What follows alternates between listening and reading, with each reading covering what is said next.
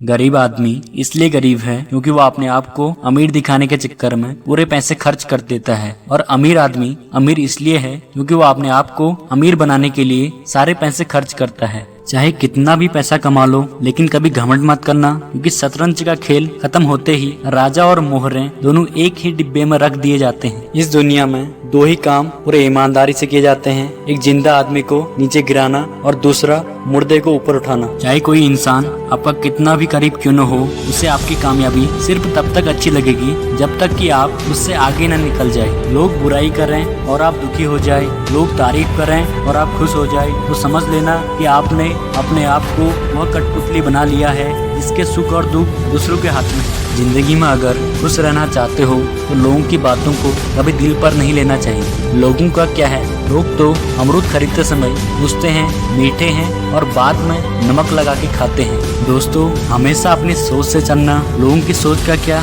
अगर चाय में मक्खी गिर जाए तो पूरी चाय को फेंक देते हैं, और जब मक्खी घी में पड़ जाए तो मक्खी को फेंक देते हैं।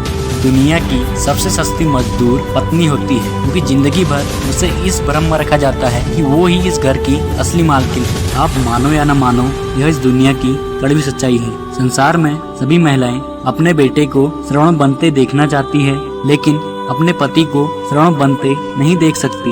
याद रखना, जब तक आप काम के हैं तब तक ही लोग तुमको पहचानेंगे, क्योंकि दिया जल जाने के बाद माचिस की तिल्ली को फेंक दिया जाता है। इंसान की अच्छाई पर सब खामोश रहते हैं, लेकिन चर्चा अगर उसकी बुराई की हो तो गूंगे भी बोल पड़ते हैं। इस जमाने में लोग रावण भी बन जाए तो बहुत बड़ी बात है। रावण बनना भी कहाँ आसान है। रावण में अहंकार था तो पश्चाताप भी था, रावण में वासना थी और संयम भी था, रावण में सीता के अपहरण की ताकत थी, तो फिर बिना सहमति पराई स्त्री को स्पर्श न करने की ताकत भी थी। सीता जीवित मिली यह राम की ताकत थी, और सीता पवित्र मिली यह रावण की मर्यादा थी।